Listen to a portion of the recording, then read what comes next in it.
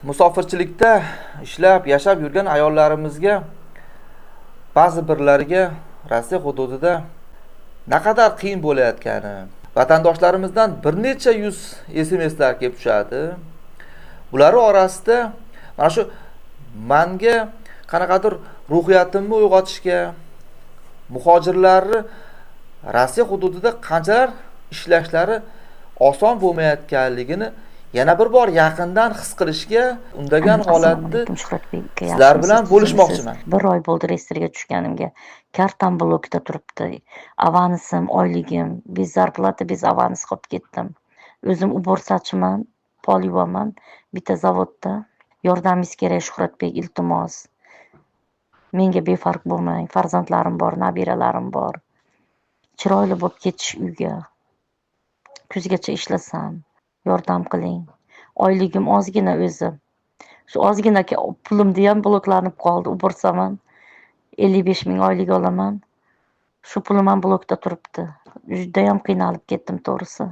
Vaqtingiz bo'lsa kirib o'qib, biror bir maslahat berib o'tib ketarsiz. Rahmat katta, Alloh rozi bo'lsin. Menga ham yordam qilib o'tib keting. Hamma chig'iriqlardan o'tdim. Eng katta, eng problemali joy granitsaga bordim. FMSga borib patent topshirib keldim. Gosusluga qildim. Shu registratsiyamga aldanib bo'lyapman. FMSdan chiqmayapti. Pulimni olyapti. Borsam chiqmayapti. Bitta men emas, ko'pchilik shunday bo'lyapti. Ashunga levi registratsiyamni nima qilsam ekan deb o'tiribman, ushlab o'tiribman qo'limda. Yashagim kelmay qoldi. Kecha nevaram tug'ilgan kun edi. Pul ham tashay olmadim. Avansim bilan oyligim blok bo'lgan kartaga tushgan, men pulsiz qolganman-da. Tozami registratsiyang desa, ha yo yo'q deya olmayman. O'shanga siz xuddi o'zimni qarindoshim, xuddi o'zimni radnoy ukamdek yuragimdagi hamma gapni yozdim sizga. Shuhratbek, assalomu alaykum, ukajon, assalomu alaykum. Men Sayropizmi Andijon, Vodiy. Rahmat katta, reyestrib yechildi. Rahmat. Men hozir bilganim ham yo'q edi, вообще bilmabman men. O'zi men banka nimaga biometriya qilishga keldim-da endi. U sizga ariza topshirgandan keyin ismim chiqib qoldi, endi bo'lib qolar deb. Keyin biometriya topshirgani keldim Sberbankka. Sberbankka keldim, keyin kartalarimni qo'ydi, ishlayaptimi, blokirovka desam, da работает dedi. Keyin hamma biometriya qildim, sanoqlardan o'tdim. Hammasidan o'tdim. Keyin Gazpromni ham qo'yib ko'rsam, o'zi ishlayapti. Ko'chada o'tiribman mana hozir shokdaman o'zim ham.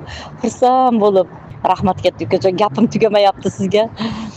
Xursandchiligimdan rahmat ukajon. Shunaqa tez bo'ldi. Hayron qoldim o'zim hamda.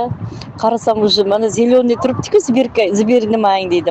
Qarasam haqiqatan zeleniy turgan ekan. Men jinni bo'lib ketay dedim ochilguncha. Qanchaligim tanamga sig'may ketyapti. Shvabramni ham ishagim kelmay qoldi, siqilibchi, ketaman deb yurdim. Endi ishlayman yana ozgina, xudo xolisa.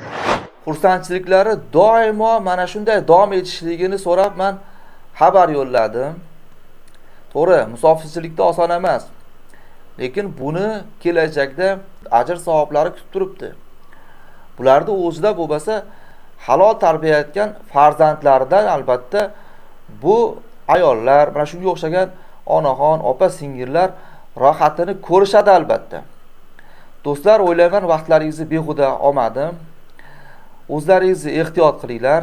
Men o'zimni mana shu muhojir ayolning o'tgan ichki kechinmalari haqida sizlarga ozmoz ulashishi to'g'ri deb bildim va shunga qaror qildim. O'zlaringizni ehtiyot qilinglar, hurmatli do'stlar. Keyingi videolarda ko'rishguncha xayr, salomat bo'linglar.